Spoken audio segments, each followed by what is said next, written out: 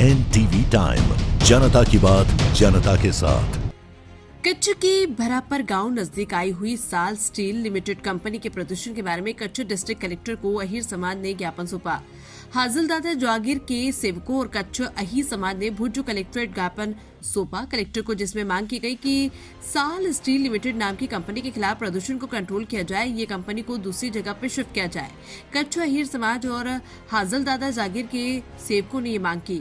साल steel company ने लगातार एयर पोल्यूशन फैला रखा है, जिससे गांव के लोगों और श्री हाजिलदादा की जागीर आसपास के गांव के लोगों को परेशानी बन चुकी है। 7 महीने पहले प्लांट को शिफ्ट करने का भरोसा देने के बावजूद कोई वजह नहीं बताई गई और गांव वालों ने एक बार फिर कच्छ कलेक्टर को एक पिटीशन दी, जिसमें इस कंपनी द्वारा फैलाए जा रहे प्रदूषण के खिलाफ कलेक्टर तुरंत एक्शन लेने की मांग की। आसपास के गाँव वालों की सेहत पर इसका बुरा असर पड़ रहा है।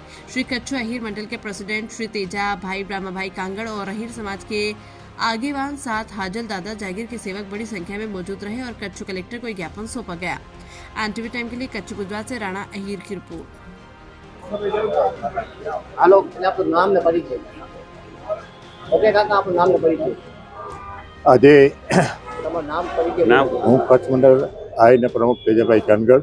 આજે અમારે ભારાપર ગુરુદ્વારાની બાજુમાં સાલ કંપની જે આજે 22 વર્ષથી પ્રદૂષણ કરી રહી છે, એને માટે અમે આજે સમાજે લડત ચાલુ કીધી છે. કીડાણા, ભારાપર બધા ગામોના સાથે રહ્યા છે અને બધે ગામેમાં ઠેઠ અતંજાર, કીડાણું, આદિપુર, ટૂણા, ભારાપર બધી જગ્યાએ પ્રદૂષણ બહુ ફેલાવે છે. માણસને આરોગ્યને પણ બહુ નુકસાન કરે છે અને ગમે એટલું કંઈ તો દાદ નથી આપતા.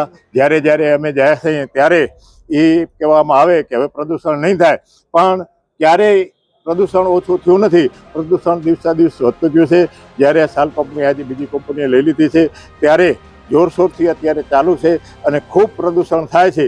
તો અમે એ પ્રદૂષણને આધારે આજે બધે નક્કી કીધું કે કલેક્ટર સાહેબને આવેદનપત્ર આપી અને ગમે એ રીતે બંધ કરાવીએ અને બંધ નહીં થાય તો અમે ત્યાં ઉપવાસ આંદોલન કરશું અને ગાંધી ચીડિયા માર્ગે ઉતરશું. આજે સમગ્ર કચ્છ આહિર સમાજ કલેક્ટરશ્રીને એક આવેદનપત્ર આપવામાં આવ્યા છીએ, જેમાં ખાસ મુદ્દો એવો છે કે ભારાપર અને કીડાણાની વચ્ચે એક સાલ કંપની આવેલી છે. એટલું બધું પ્રદૂષણ ફેલાવે છે કે આજુબાજુના 8 થી 10 ગામ ત્યાં રહી શકે નહીં એવી પરિસ્થિતિ ઊભી થઈ છે. અવારનવાર અમે EPC બોર્ડને, કલેક્ટરશ્રીને, પ્રાંત અધિકારીઓને આવેદનપત્ર આપ્યા છે, કોઈ કાર્યવાહી થતી નથી. ત્યાં અમારે એક આસ્થાનું કેન્દ્ર તીરથધામ એટલે અમારો આહિર સમાજનો ગુરુદ્વારો પણ આવેલો છે, હાજલદાદાનો. ત્યાં પણ દિવસમાં 4 થી 5 વખત સફાઈ કરવી પડે છે, એટલી બધી ડસ્ટ ઉડે છે. આજુબાજુમાં ખેતી પણ થઈ શકે એવી પરિસ્થિતિ પણ નથી. બાજુમાં સ્કૂલ પણ આવેલી છે, ત્યાં નાના બાળકો ભણે છે. એના સ્વાસ્થ્ય ઉપર પણ ખૂબ ગંભીર ખતરો ઊભો થયો છે અને પરિસ્થિતિ એવી ઊભી થઈ છે યા તો કંપની બીજી ખસેડીને પ્લાન કરે અહીંયાથી, અથવા તો નહીંતર 8 થી 10 ગામોને પ્લાન કરવું પડે એવી પરિસ્થિતિ છે. આવી આખા કચ્છ જિલ્લામાં આવી ગંભીર ખરાબ કોઈ કંપની નથી કે આટલું બધું પ્રદૂષણ ફેલાવતું હોય. એટલી બધી, કારણ કે ત્યાં તે સ્ક્રેપ પીલે છે એટલે બધું ત્યાં પ્રદૂષણ થાય છે કે આજુબાજુવાળી ખેતી નષ્ટ થઈ ગઈ છે. ત્યાં લોકો રહી શકતા નથી. તમે મકાન ઉપર જાઓ તો રોજ તમારે મકાનના નળિયા હોય, છત હોય, એના ઉપર રોજ અડધો ઇંચ જેટલી ડસ્ટ આખા મકાનમાં ફેલાઈ જાય છે. તો અમે એક જ માંગણી આજે કરવા માટે આવ્યા છીએ કે ક્યાં તો આ કંપની બીજી જગ્યાએ ખસેડી દેવામાં આવે અથવા તો બિલકુલ પ્રદૂષણ ન થાય. એના માટે થઈને કંપનીની જવાબદારી બને છે, તંત્રની પણ જવાબદારી બને છે.